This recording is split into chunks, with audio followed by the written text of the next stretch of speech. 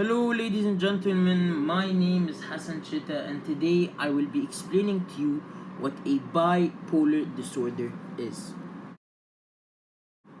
Well, a bipolar disorder is a mood disorder in which a person alternates between the hopelessness and the lethargy of depression and overexcited state of mania. Well, there are two types of bipolar disorder. There is bipolar 1 and bipolar 2. Bipolar 1 disorder involves periods of severe mood episodes from mania to depression. Bipolar 2 disorder is a milder form of mood elevation involving milder episodes of hypomania that alternate with periods of severe depression. Basically, bipolar 1 disorder is bipolar 2 disorder on steroids. Something you might not know is hypomania. Hypomania is a less severe form of mania. Hypomania is a mood that many don't perceive as a problem. It actually may feel pretty good. Now I'll give you a brief history of bipolar disorder. In the 2nd century, a Greek physician called Aratus identified the difference between mania and depression. Greeks and Romans suggested spas for agitated and euphoric patients. They believed that the lithium in the salts were absorbed when they touched the skin. They believed it had healing benefits. It would have thought that treatments for bipolar disorders would be better. However, this decreased. Early Europeans thought that people with bipolar disorders were possessed by the devil, so they began using an early form of shock therapy.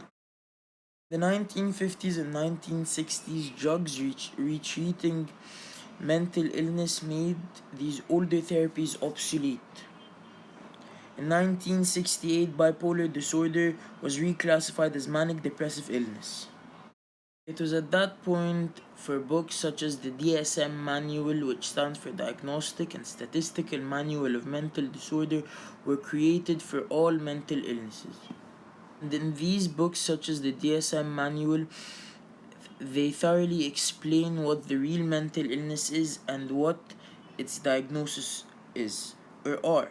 So, the Greek physician Aratus identified the difference between mania and depression. So, the mania or manic side of bipolar disorder is when you're unusually talkative. You have racing thoughts, you're very distracted, you're agitated. You might even have an uncontrollable buying spree where you might even empty your bank account. But this does not only go on for 1 or 2 days, this might go on for weeks. Depression side of bipolar disorder, or the depressive side of bipolar disorder, is where you have a depressed mood most of the day, nearly every day, such as the feeling of sadness, emptiness, and hopelessness. You might feel worthless, fatigueness, either insomnia or sleeping excessively, recurrent thoughts of death or suicide planning or attempt. So, you're probably wondering now, who is the man that is showed up on the screen? This is French neurologist and psychiatrist Jules Balaguer, who identified bipolar illness as causing oscillating mania and depression, or dual form insanity. Just to add on, all of this happened on January 31st, 1854. Many experts agree that bipolar disorder has no single cause. It is more likely to result of many factors acting together. What might these factors be? So, a factor might be genetics. Some small twin studies have indicated that there is a genetic contribution to bipolar disorder risk. People with a blood relative who has bipolar disorder have a higher risk of developing it themselves. Another factor might be biological traits.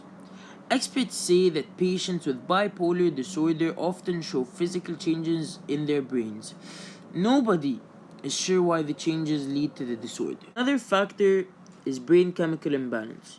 Neurotransmitter imbalances play a key role in many mood disorders, including bipolar disorders. Another factor are hormonal problems. Hormonal imbalances might trigger or cause bipolar disorders. Last but not least, another factor that could lead to bipolar disorder are the environmental factors around us. Abuse, mental stress, a significant loss, or some other traumatic event may contribute to bipolar disorder risk. There are a lot of misconceptions about bipolar disorders. Here are the four most misconcepted thoughts of bipolar disorder. Firstly, people believe that bipolar means mood swings, like we all get, which is of course a myth. People also believe that for people with bipolar disorders, all of their moods occur due to their condition. Myth. Something else, mania is productive, which I don't think is productive at all after seeing what mania is. And finally, there is only one type of bipolar disorder. And as I said, there are two types, bipolar 1 disorder and bipolar 2 disorder. And that, of course, is a myth. There are two graphs shown, one on the left and one on the right. One on the left shows 12-month healthcare use. 48.8% of those with disorder are receiving treatment. Percent received minimally adequate treatment. 38.8 of those receiving treatment are receiving minimally adequate treatment. 18.8% of those with disorder. On the other hand, the graph on the right shows 12 months of any service use, including healthcare. 55.5% of those with disorder are receiving treatment. Percent received minimally adequate treatment. 39.2 of those receiving treatment are receiving minimally adequate treatment. 21.8% of those with disorder. This graph tells us that 38.8 of those receiving treatment are receiving minimal adequate treatment. So 18.8 of those with disorders. The graph on the right shows us that 21.8% of people with disorder out of 39.2% of the people being treated are receiving minimal adequate treatment. So these are two other graphs showing prevalence and demographics. The graph on the left shows 12-month prevalence, 2.6% of US adult population, and severe 82.9% of these cases. For example, 2.2% of US adult population are classified as severe.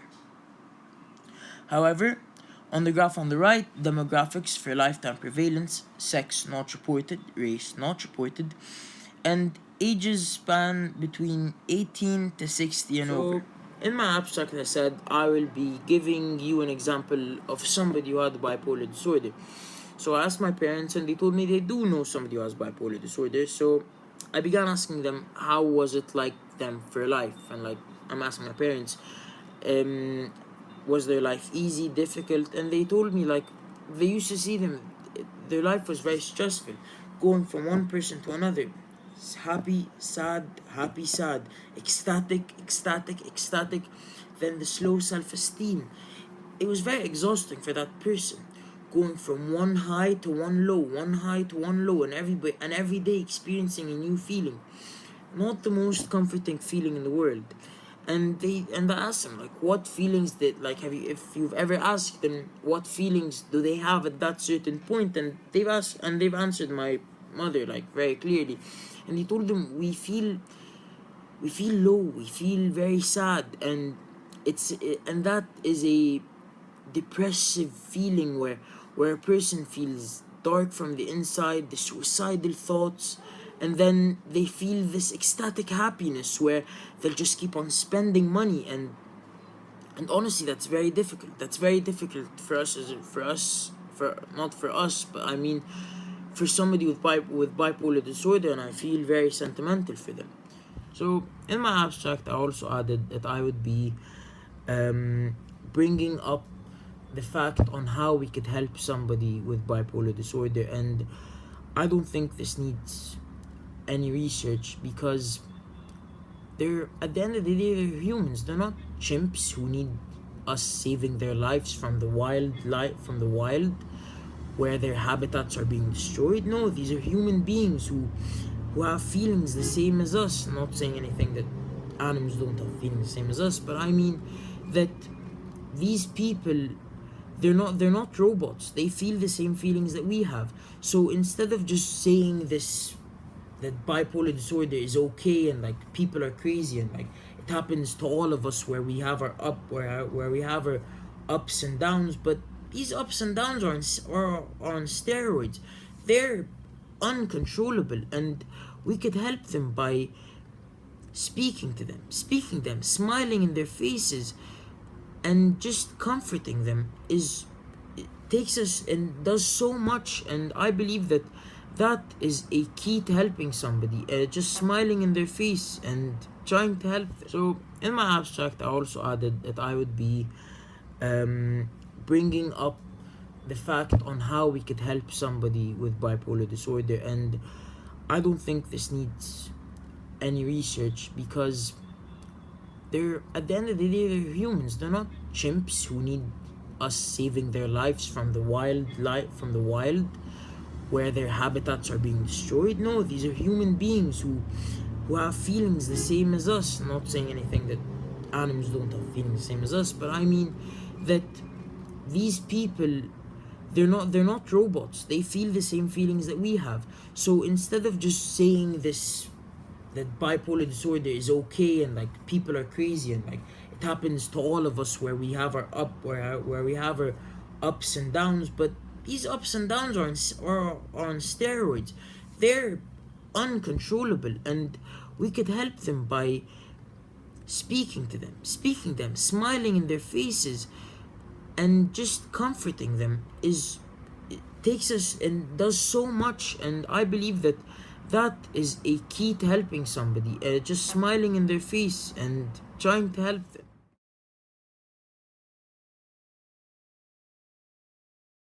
Thank you very much for listening to my presentation and watching my presentation, and hope you enjoyed watching it and hope you understood a lot from it. Thank you very much.